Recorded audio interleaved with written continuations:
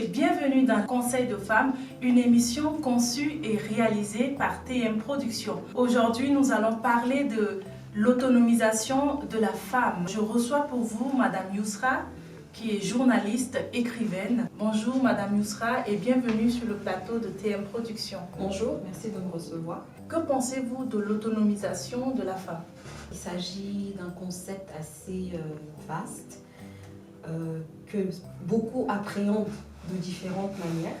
Moi, personnellement, pour moi, l'autonomisation, c'est avoir une certaine maîtrise sur sa vie et qui nous permette même d'être utile aux autres à un moment donné. Donc l'autonomisation, pour moi, tout simplement, que ce soit de la femme, de l'homme ou l'autonomisation tout court, c'est maîtriser, ne pas être tributaire, ne pas être soumis au hasard en fait de la vie, avoir une certaine maîtrise, avoir une activité. Souvent on parle d'autonomisation économique, financière, tout ça. Donc une activité économique qui permette de ne pas dépendre du hasard. D'accord. Et pendant que nous y sommes, dites-nous, que faire, comment faire pour devenir une femme autonome? Moi je pense qu'avant toute chose, c'est un état d'esprit. C'est-à-dire se dire, est-ce que je dois me prendre en charge moi-même, être autonome, faire les choses par moi-même ou dépendre des autres, que ce soit financièrement, que ce soit même affectivement, j'ai envie de dire. Est-ce que je dois être une femme qui se prend en main, qui affronte la vie, qui essaie tant bien que mal de gérer en tout cas la rudesse, j'ai envie de dire, de la vie, ou je dépends des autres? Quelle est votre appréciation des femmes autonomes dans le paysage africain et surtout au Tchad? Moi déjà, je voudrais rendre hommage aux femmes rurales parce qu'on a tendance à voir l'autonomisation comme un concept, je dirais, occidental ou un concept trop compliqué, théorisé, des choses comme ça. Mais les femmes africaines en général et les femmes rurales en particulier sont en plein dans l'autonomisation.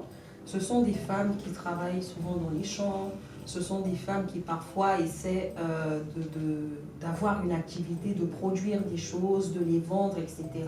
Donc ce sont des femmes qui affrontent la vie, qui ne sont pas spectatrices de la vie, qui sont actrices et qui essaient de maîtriser tant bien que mal leur vie.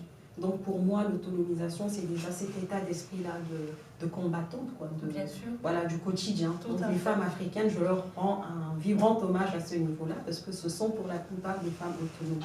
Oui, et vous aussi, vous êtes une femme autonome. Racontez-nous un peu comment vous êtes arrivée à ce niveau. J'ai eu la chance d'avoir une maman assez, entre guillemets, féministe, donc qui croit aussi bien à l'éducation des filles que des garçons, et donc qui estime que peu importe qu'on soit fille ou garçon, on peut à un moment donné être soumis à la difficulté, enfin voilà, avoir... en tout cas, on doit maîtriser les choses, entre guillemets, maîtriser un petit peu son destin. Donc l'éducation est la clé. La première clé, c'est l'éducation. Ensuite, faire en sorte d'avoir une formation qui nous permette d'accéder à un emploi plus tard. Et donc moi, c'est pour ça que je dis que c'est un parcours classique, parce que c'est l'autonomisation, j'ai envie de dire, par l'école. Il y a certaines femmes qui sont autonomes et qui se permettent en fait d'être, entre guillemets, insoumises vis-à-vis de leur mari, vis-à-vis de leurs compagnons et tout. Comment appréciez-vous en fait cet état de choses? C'est une erreur, je trouve, parce que quel que soit ce qu'on fait dans la vie, quel que soit le concept qu'on a adopté dans la vie, je pense qu'il faut rester fidèle à ses traditions. Donc nous, en tant qu'Africains, notre culture, moi en tant que musulmane aussi, ma religion me dicte en fait de respecter. J'ai des rôles en tout cas qui sont prescrits religieusement, traditionnellement, donc dans la culture tchadienne, auquel je ne vais jamais me soustraire. Ne pas respecter son conjoint, soi-disant parce qu'on est autonome, ça c'est une erreur, je dirais monumentale, parce que c'est finalement mal comprendre ce qu'est l'autonomisation. Au contraire, il faut être autonome pour pouvoir être complémentaire, pour pouvoir être aussi un support en plus du conjoint, enfin avec le conjoint, un support pour sa famille, mais il ne faut pas que ce soit une raison pour créer de la conflictualité au sein du ménage, quoi. C'est pas le but. D'accord.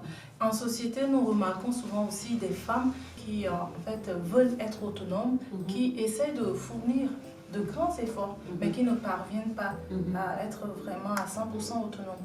Quels conseils, vous, en tant que femme autonome, pouvez prodiguer à cette catégorie de femmes? Il n'y a pas une seule façon de devenir autonome. Ce qu'il faut au départ dépend du contexte dans lequel on se trouve. Quand on est dans le contexte tchadien, par exemple, pour être autonome déjà, il faut avoir un combat avec soi-même.